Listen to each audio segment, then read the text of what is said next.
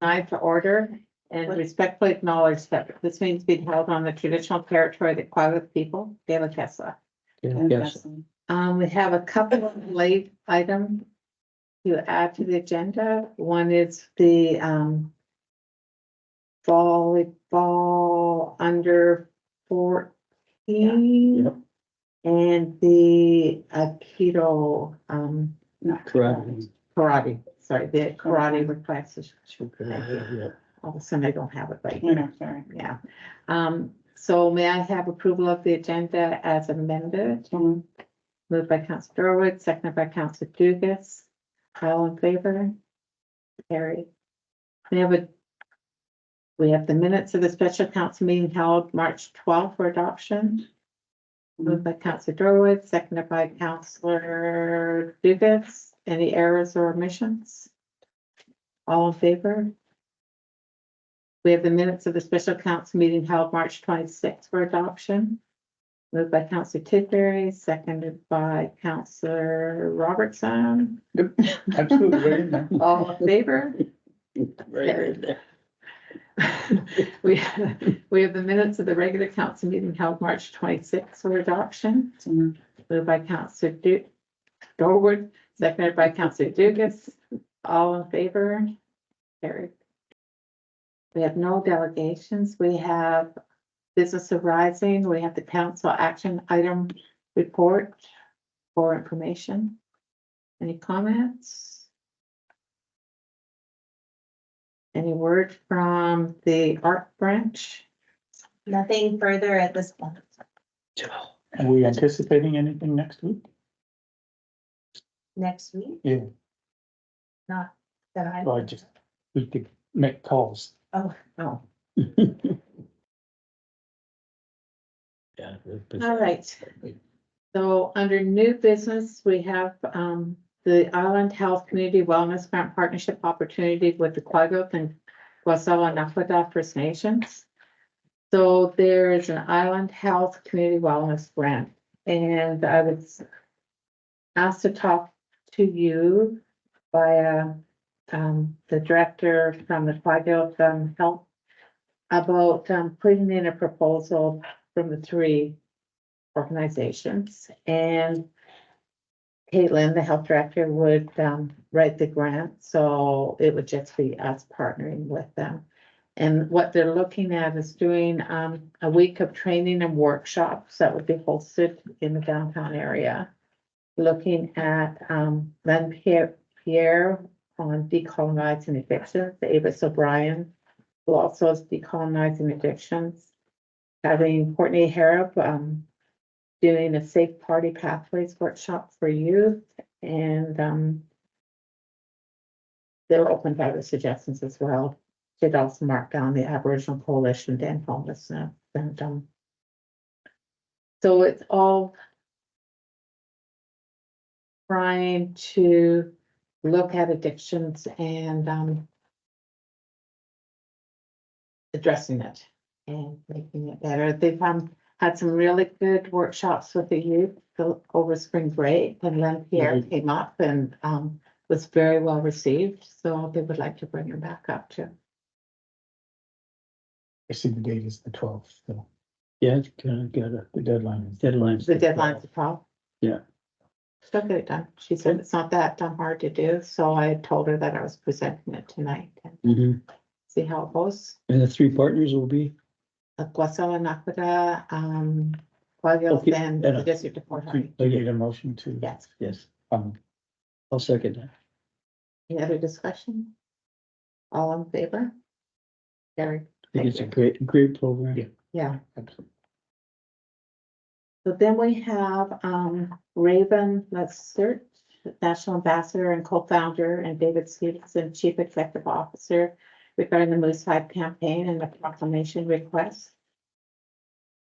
So I know in the past that often when we go to different events, many of us get the Moose Hive, and you have one now.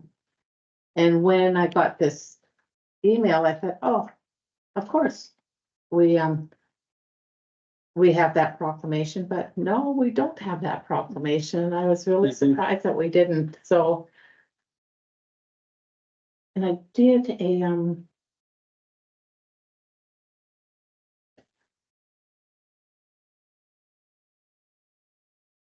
so the Moose Hive campaign is a day of ceremony where all Canadians are called to join together to take a stand against violence against women and children and take practical steps for our collective journey of reconciliation.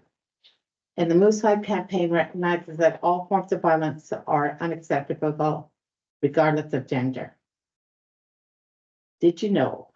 Every year, there are over 60,000 physical or sexual assaults against women in BC, the more than 1,000 per week. 1 in 3 women will be sexually assaulted in her lifetime.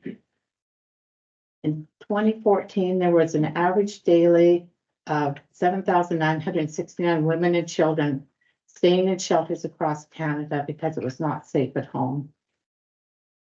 There were 1,181 cases of missing or murdered Aboriginal women in Canada between 1980 and 2012, according to the RCMP, with BC recording more than any other province. However, according to grassroots organization, that number is much higher, closer to 4,000. So this is just one way of making people more aware and taking a stand. And so if we pass this proclamation on that particular day, they suggest if people are interested to fast from sunrise to sunset and make a note of it and shout it out. And as well, we can take pictures of us wearing the Moose Hive Mhm. and be partners in.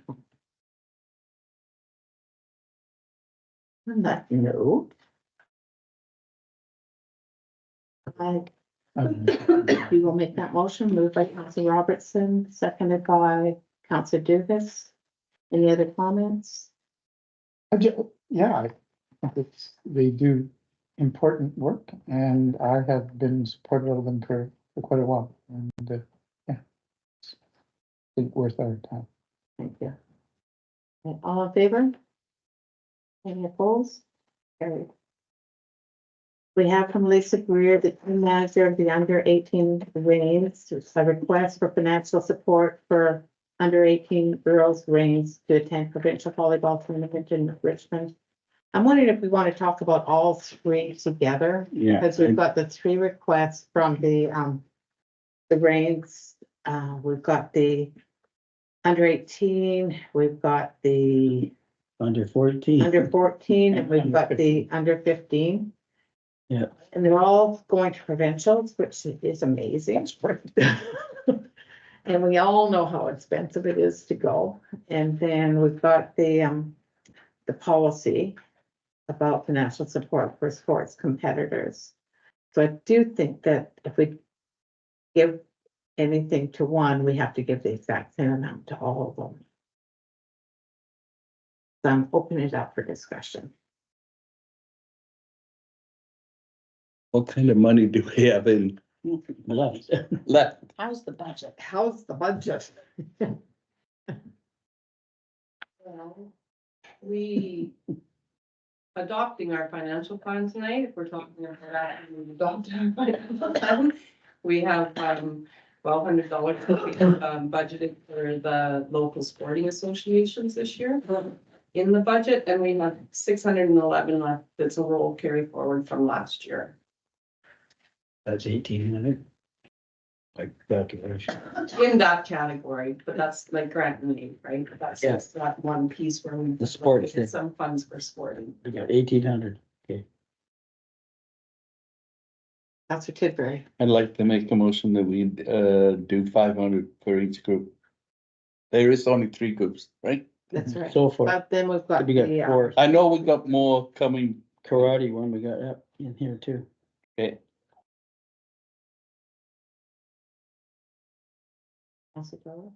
what if we need more money? What can we do? I don't mean going outside of the guideline of $500 for a team, but I Move it mean, around. what if that fourth, request that's next on the agenda? There's still, out of what's been allocated and budgeted for in grant and aid, there's still, a remainder of $7,000 in the grant and aid.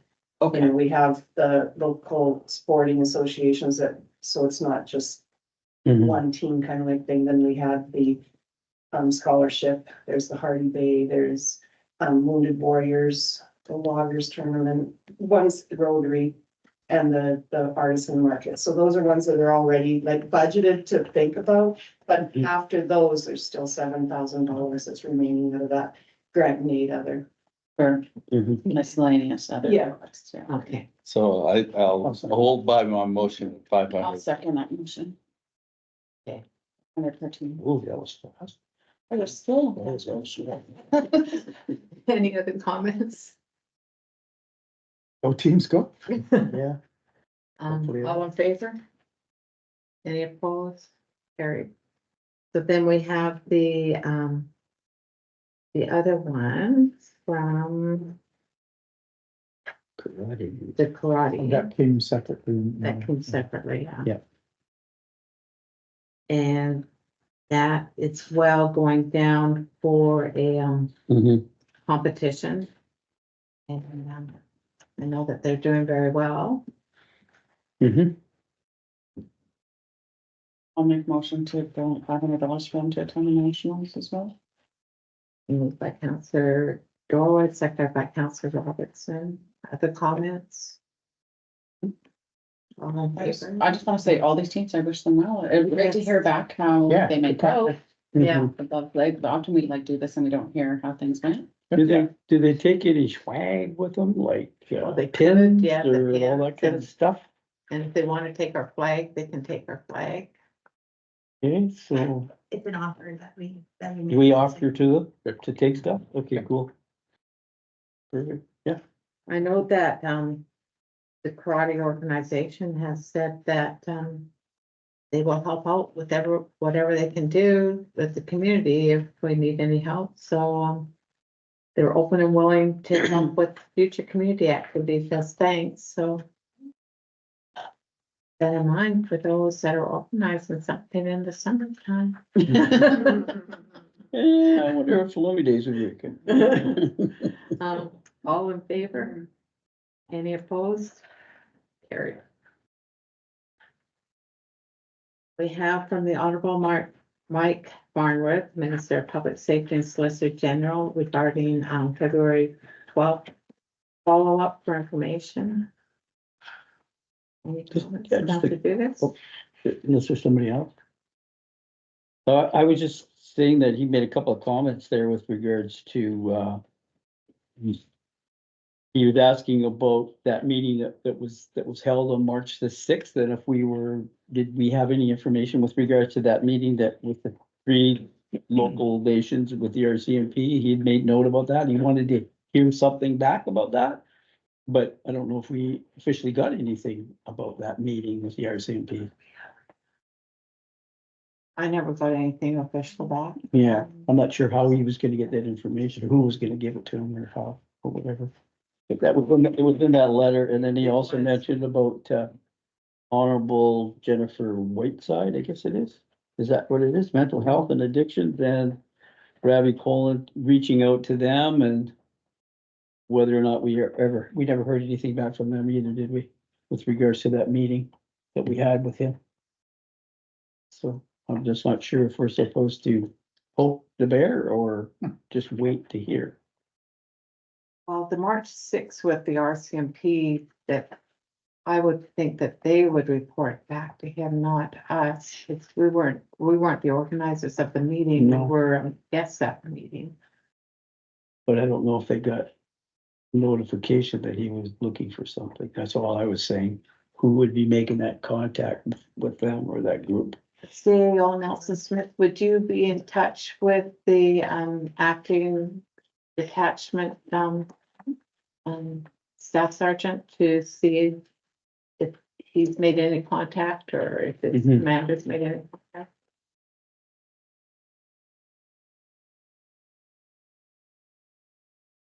Anything else? Oh, that's great, thank you. I just was wondering if we should write him a letter of thanks for coming up here and we don't often Totally. get ministers come. Oh, yeah, That's a really good. I like that. When was the last time we had honorable minister come up?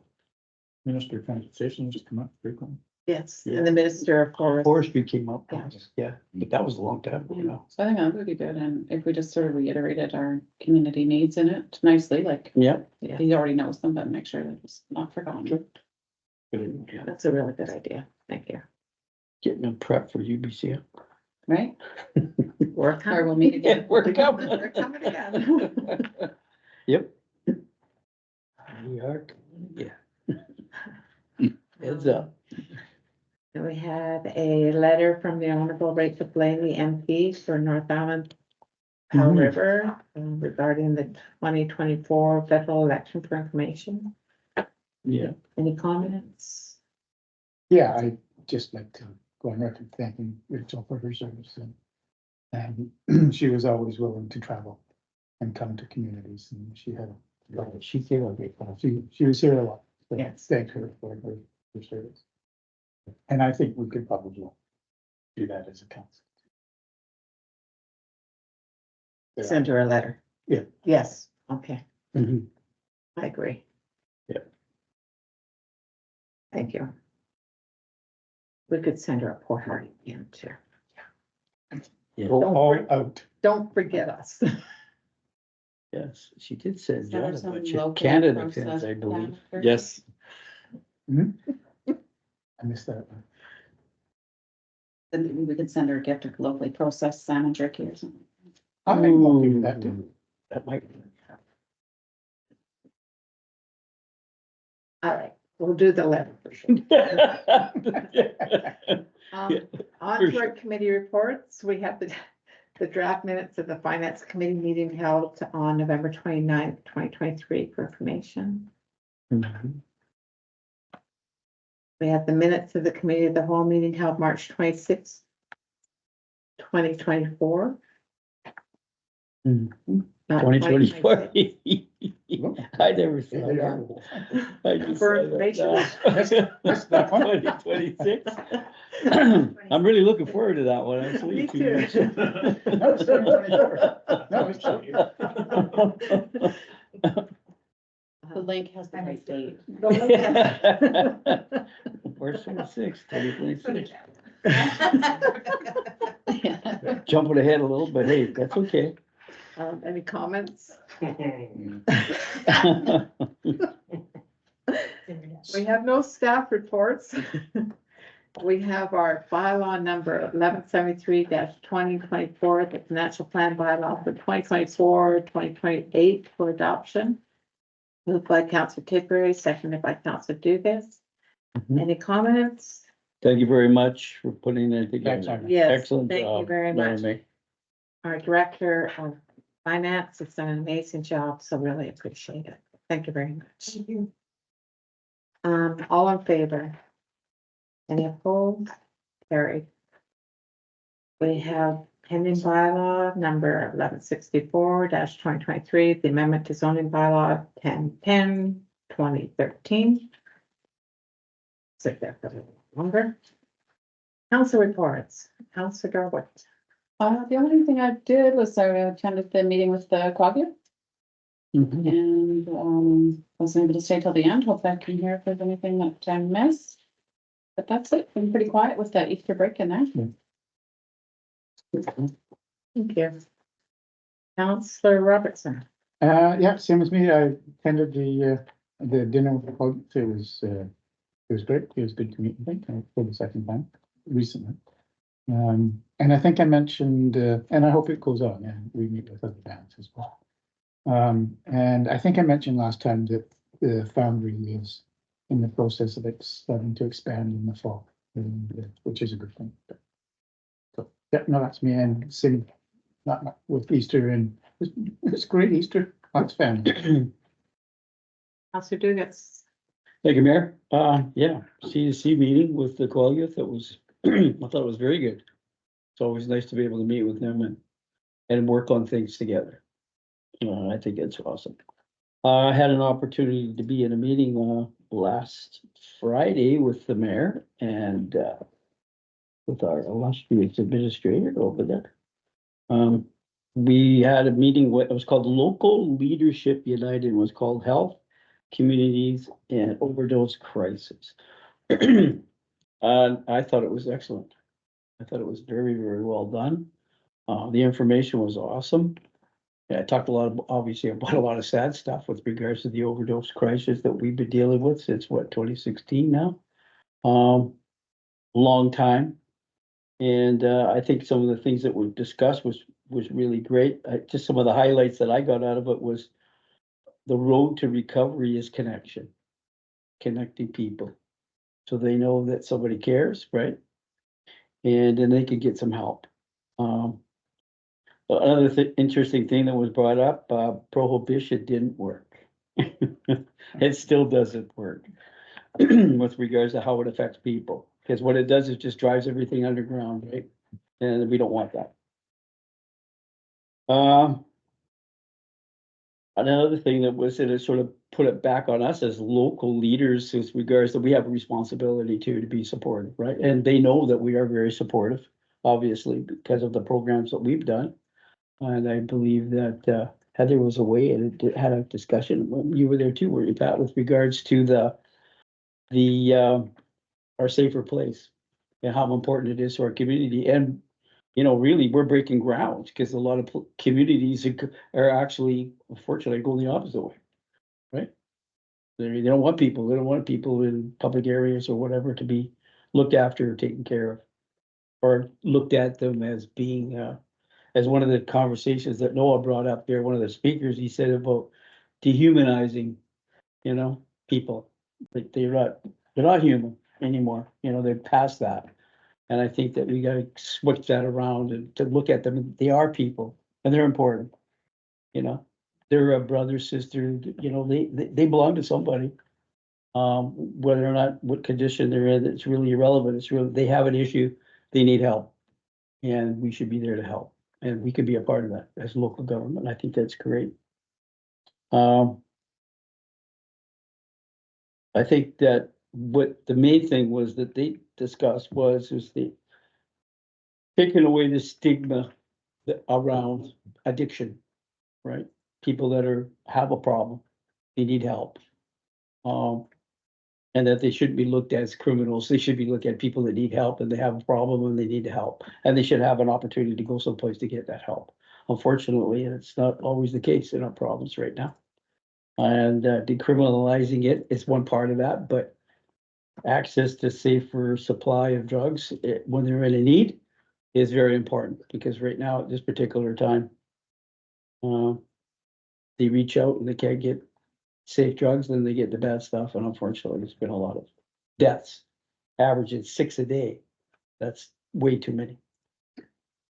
So, and it's men from the ages of 30 to 59 that are behind closed doors. That's the majority. So I think it was 70%. That's huge. 70% of the men are, because they're in a situation where they don't want to, or they don't feel confident enough to go out and get help, right? Because the stigma about being it's not legal and whatever else it gets in there. So we got some work to do, obviously, in our community and in the province and in Canada. And we can be a part of that. And I think it's very important that we are a part of that. And even though we've got a lot of, in some cases, negative feedback from a lot of people, but I think we gotta focus our time. And I think what's great about that scale that we were talking about, you got a very, very, very small percentage over here with the naysayers, you know, the ones that are always against everything. But there is a group over here that are for it and they are supportive. We gotta focus on that. We gotta focus our attention on the things that's important for people, rather than worrying about, you know, there's gonna be people there that are against it. Well, unfortunately, that's not positive. That's negative, and we need to go positive. We need to be positive with regards to how we can do to help people, whatever we can do to help people. And we, as legally setting bylaws and whatever else that we do, we can be a big part of that. And we are. And I'm very proud to say that I belong to a council that supports that. That's really important to me. Anyways, thank you, Mayor. Thank you. Super. Okay, started the week off kind of interesting. Emergency planning, we're talking about the our mall visit. We're gonna set up an emergency day, and that'll be May the 4th. So put that in your book. May the 4th from 11 o'clock to 2 o'clock. May the fourth be with you. Yes.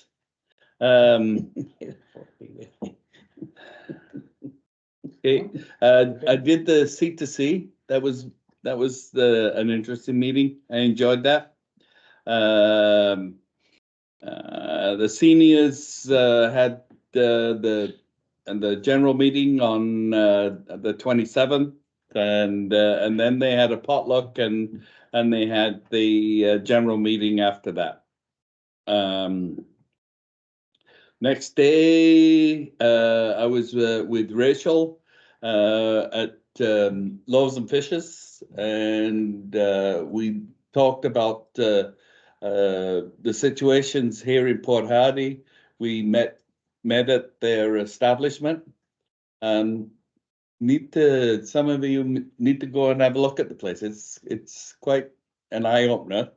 But they're wanting to modernize their delivery service and stuff, and they're looking at wanting to buy or build a building down in the Nanaimo for distribution of the rest of the Vancouver Island, and make it more streamlined, so they'll be able to get out certain food products to different areas a lot faster. We sent a letter of support last council meeting for that.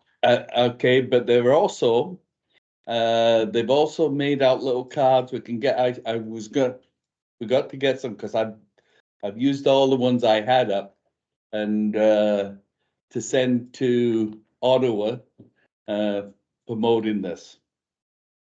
So, and you don't need no stamp on it, you just put your name on it and ship it off. And Rachel was there too. She got the full thing. I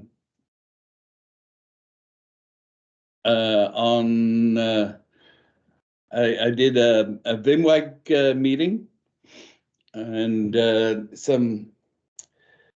the logging industry is in desperate need of help. Desperately need to help. We talked about moving employees around the area, like they're moving individuals from Holberg and working in Port McNeill or down at Telegraph Cove, and then they were talking about moving other people around. It's been a moving around of individuals in the area. So it's they still don't have no leases for anywhere in the Holberg area. So they're, like I say, in desperate need of support. Something that did come up that was kind of interesting. We talked about the chipping plant down at Kokish, and they, on a daily basis, they do anywhere from 25 to 35 loads a day. They're hoping to, in the next little while, to increase that to 50 loads a day to that chipping plant. Also, Western Forest Products have they're having sub areas where they can supply materials, and then eventually moving them onto the chipping plant itself. So that was, Where are they getting the wood? they just out in the bush. They're getting the wood from around, and that was encouraging to me, because that was one of the things that this bush the logs and stuff that we see around, you know, and nobody's picking it up, but now Right. they're going, we're getting Cleaning some it up. good. Well, that's Like I good. say, it's good. Like I say, there's 25 to 35 loads a day going to Good. that operation. Hmm. And eventually they're hoping to go up to 50. So I'm really pleased with that area. I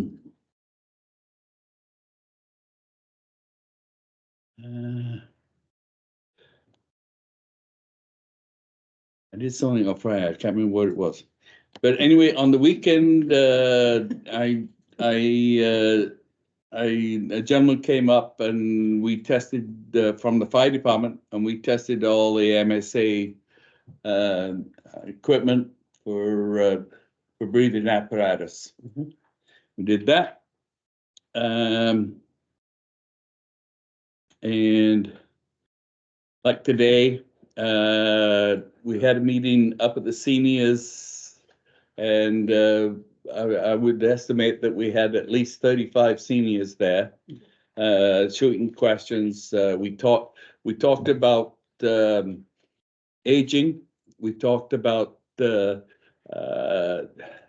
transportation. We talked about the groceries and the one store that we have, and we talked about that 2-for-1 sales and stuff, and the complications that we're having with the computers.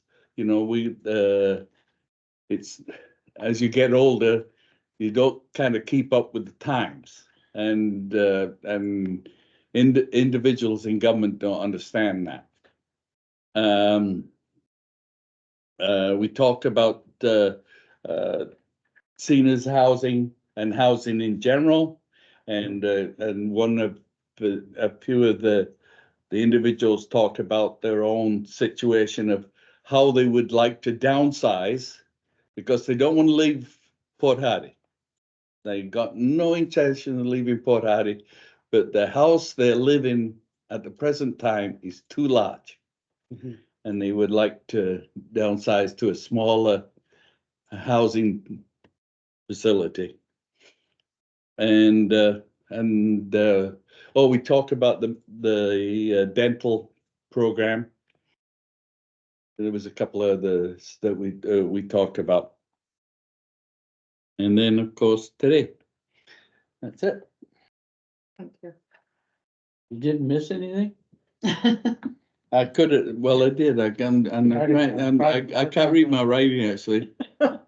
Friday, you didn't do anything Friday. I Yeah. can't believe it. Yeah. I did do some at the I did. Oh, See? I told you. see, I did the MSA. MSA, that's right. Yeah. Good. Do I want to know what that? Yeah, it's the breathing apparatus. Oh, Oh, I see. MSA. I did 2 days of it. Yeah, not just one. So thank you. So I've been doing much of what everybody else has been doing. The C2C with the Quagga was great, and we've got some ongoing projects that we're going to be working on and helping celebrate and some things. So stay tuned. I did this the dialogue last Friday on experience harm reduction and community health and how to learn more about it, about harm reduction and overdose prevention, how to grow our knowledge and skills and network with local resources. So it was really good. It was open to, and I know it's difficult because it was an all-day workshop, but it was open to all the elected officials in the North Island, and there were 4 elected officials. Elected and the administrators, so there was Mhm. 4 of us there, so 4 elected officials, 1 administrator. So that was too bad. However, talking to our CAO, we're hoping to offer something in the future that more elected officials can learn more about it, because Mhm. we know it's not an issue just in Port Hardy. Mhm. It's certainly more visible, it's certainly, there's been a lot more deaths than overdoses in Port Hardy. but it's the whole North Island. It's all of BC, it's all of Canada. But certainly concentrated in BC, and that was one thing we did learn, that, the province of BC has the highest statistics in all of Canada, but it is moving, right across Canada. So, the other provinces are looking to BC for, knowledge and help and what they can do too. So along with that dialogue, I did the naloxone training event and harm reduction.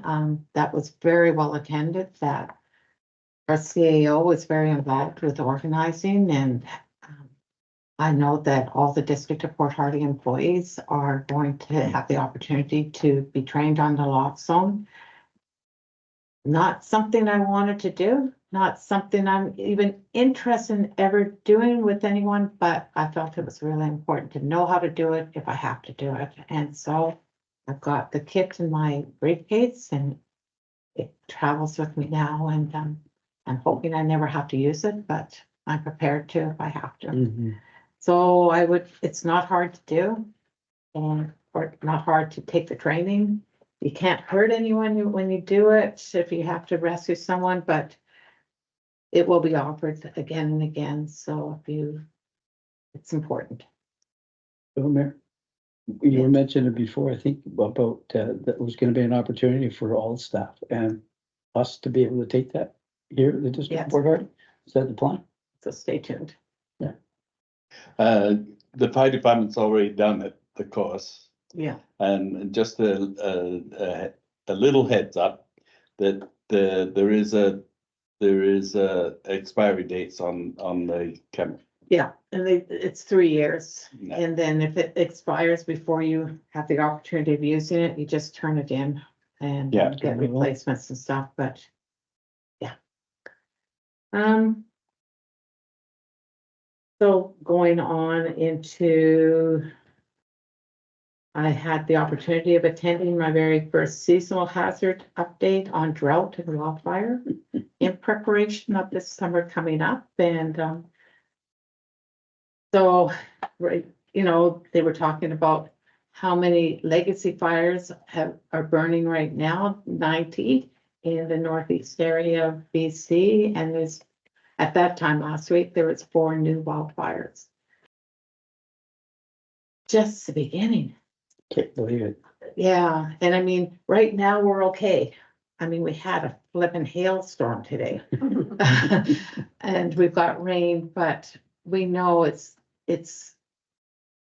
in a flash, it can be dry again. And so we are in water conservation level 2 in Fort Hardy, and at 1. And at CD Saturday, our CAO and her team were there with for people to enter and for a draw for a new water barrel, and get the new magnet, and to learn more about water conservation. And they will be at the emergency May 4th day as well. And I just want to mention too about the wildfire and how, I mean, it is raining and it was hailing today, and I make light of it, but I had a neighbor phone up very concerned about someone new in the neighborhood lighting a backyard fire and how close it was to the trees. And I think we need to make sure we educate everybody as much as possible that it can change in a flash here. Stick your finger in the ground, and if it's dry an inch down, It's a joke. it's not good. It's really dry. So just to be very, very cautious about what you're doing. So talking about safety and health and all the rest of it. Did you know this week is Public Health Week, April 8th to 12th, and it's a time to recognize the contributions of public health professionals in BC who work tirelessly to support people and communities in achieving the best health and well-being. So I just want to thank all our public health workers for all your ongoing work and leadership. And this past couple months in the North Island, our public health workers have been working even more tirelessly than they ever have been. So I just thought that was really important to recognize them. which then led me to thinking about our Director of Emergency Support Services, Susan Bjornson. And I've had a couple of citizens that have had fires in their houses and they've had to be evacuated, and touch wood, I've never had a fire. I haven't had to be evacuated. And they have approached me numerous times, the same person saying, thank you very much. Thank you very much for the ESS, for what they did within half an hour of them being out on their street, not knowing where they're going. Our Susan Bjornson had phoned them, connected with them, made arrangements for somewhere for them to stay. And they were so thankful not to have to think about, oh my gosh, what am I going to do? Where am I going to go? What, it's the middle of the night, and being very stressed. That being said, our ESS team, which is led by Susan, is just a group of volunteers that are dedicated to stepping up for the community in times of need. And we need new members to join the team. Thank you. So on that note, oh, and one last thing, I was invited to go to a screening of Understanding Indigenous History of Path Forward. And it's on a date that will be at ABICC. So when I extended my regrets of not being able to go to it, they said, if you want to tune in on April 10th on University Canada West YouTube channel, you can view the first 2 episodes of the series. And the next 2 episodes will be released on April 17th and April 24th. I remember what I was supposed to remember. Okay, because you mentioned wildfire. The fire department is what, including myself and the Canadian Rangers. We had a 2-day course at the fire hall for wildfire training. Great, thank you. And that was courtesy of Mike. Mike McCall. Yeah, and he had his turn in that. Oh, Great, thank you. Awesome. All right, so we've got information of announcements, tsunami preparedness. While we were at CDC, we had a potential tsunami and we were prepared, but I just said, oh my goodness. Luckily, nothing came of that earthquake, but Heather, our CAO, was online and watching it carefully. And so I don't know if we've missed anything on there. There are a number of meetings coming up. We have a notice of our in-camera meeting on April 29th at 11:30. And motion to adjourn. Councilor Robertson. Any questions? Question.